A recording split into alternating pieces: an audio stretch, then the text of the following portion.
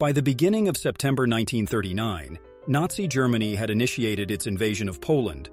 While the bulk of the German forces focused on the western and southern parts of Poland, a separate force moved into the northern area. Wizna, a small village located between the rivers of Narew and Biebrza, became a focal point due to its strategic importance. In the early days of World War II, this small village in Poland became the backdrop for a battle of epic proportions. Today, we will analyze the legendary Battle of Wizna, often dubbed the Polish Thermopylae. The section, covering a width of 9 kilometers, was a part of the defensive line of the Independent Operational Group, Narew, under General Czesław Młot Fiałkowski, positioned on the rivers Narew and Biebrza, protecting the right wing of the Polish formation. The Wizna defense section was divided into two subsections, Giewczyn and Krupiki. The defense of Wizna sealed off a major communication route, the Łomża-Białystok Highway and the Zambrów-Ozowiec Road. Construction of the fortifications began in April 1939, with the primary defense relying on the natural terrain, the heavily marshed valleys of the Narew and Biebrza rivers. By September 1, 1939, on the Wizna defense section, 6 heavy and 6 medium combat bunkers were built. 4 more were still under construction.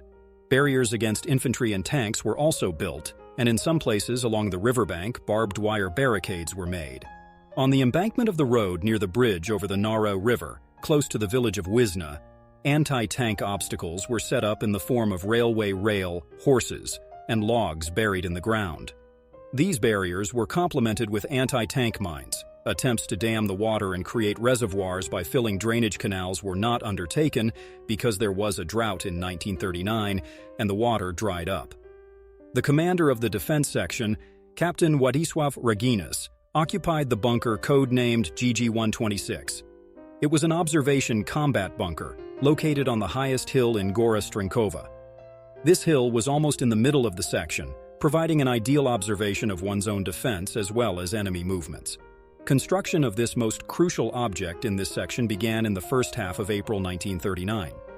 The construction supervisor of the bunker was a young technician, Michał Szymonowicz, who had been working since March in the Ozowiec Fortifications Office preparing documentation for the construction of combat bunkers. However, they were unable to complete the work started before the outbreak of war. There simply wasn't enough time. Due to a late delivery, one of the 2 domes of the observation bunker was not installed. The weight of these domes reached up to 8 tons. The ventilation system was also not implemented because the devices needed to run it were not delivered. By the time the bunkers were occupied by the crews, formworks were removed, fences and sheds were dismantled, and the area was tidied up. The observation combat bunker was rectangular in shape, with rounded edges and contained 8 chambers inside, designated for various purposes, including ammunition storage command, medical point, machine gun posts, sleeping quarters. The thickness of the walls reached up to 1.5 meters. According to the design, 2 armored domes with a 20 cm thick armor were to be installed, with 4 embrasures used for observation and shooting. The right dome was not installed, and its opening was filled with concrete. The armored entrance door to the shelter was located at the back and was secured with 2 firing ports. There were also air inlets there. Access to the bunker was via a connecting trench. Since the bunker's dome was visible and couldn't be camouflaged, as it would hinder observation of the terrain, it was decided to create several dummy domes to the right of the bunker, making it harder for the enemy to detect the real one. Captain Władysław Raginis commanded a mixed force of approximately 720 soldiers. The primary component of Raginis's force was infantrymen. These troops bore the brunt of the German assault, defending trenches, bunkers, and other fortifications.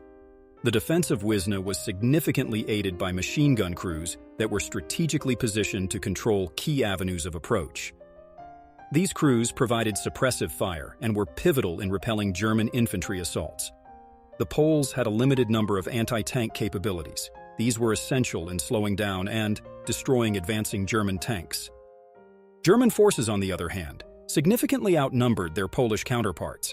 Estimates suggest that the Germans had around 42,000 troops, 350 tanks, and 657 artillery pieces against the Polish defense.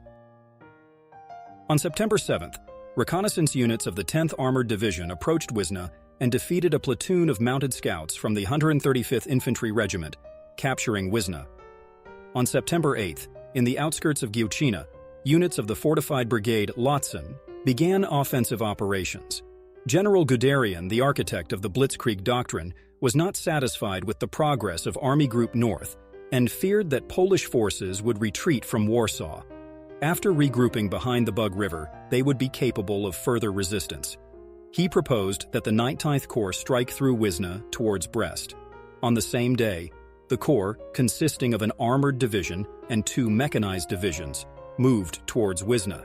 On September 9th, Guderian reached the positions occupied by the 10th Armored Division and personally verified that German reports of breaking through the defense were false.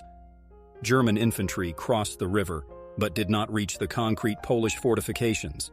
Despite a full day of artillery fire and actions by German aviation, the units of the 10th Armored Division were unable to advance the previous day. Before noon, following a 2-hour artillery barrage, German infantry, supported by tanks, attacked Polish positions. From the bunkers without ventilation, it was impossible to shoot due to smoke, so the weapons were moved to the trenches. Lieutenant Stanisław Brajkalski was killed at one of the Polish guns. Along with Captain Raginis, he had sworn before the battle that he would not surrender his position alive. The Poles repelled successive waves of the German offensive, but soon Guderian noted the shortcomings of the Polish anti-tank defense. For the 2 anti-tank rifles, the Poles had only 20 rounds of ammunition. Still, the Polish defenders managed to destroy several tanks. In the afternoon of September 9th, Guderian changed tactics. Now tanks would approach individual bunkers, cutting communication between Polish resistance points. Then, the isolated bunkers would be surrounded and captured by infantry. Around 6 p.m., deprived of machine guns and ventilation, the bunker at Kurpiki was surrendered by Captain Władysław Schmidt. The Germans captured more fortifications, but by dusk they had not taken them all. At dawn on September 10th, the Germans attacked again, and the last to fall was Captain Raginis's bunker on Gora Strękowa. During the battle, a German parlementaire appeared at the Polish bunker, presenting Raginis with an ultimatum. Either surrender the bunker, or Polish prisoners taken during the battle would be executed. Given that most of the defenders were injured to varying degrees and ammunition was running out, after an hour of reflection, Raginis ordered his soldiers to leave the bunker. He then killed himself with a grenade, fulfilling his oath. Today, Wizna stands as a testament to valor and determination.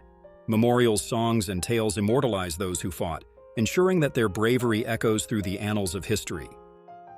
The Battle of Wizna is not just a military encounter, it's a timeless story of heroism, sacrifice, and indomitable spirit. Thank you for watching. Don't forget to like and subscribe to support our channel and stay up to date with all of our content.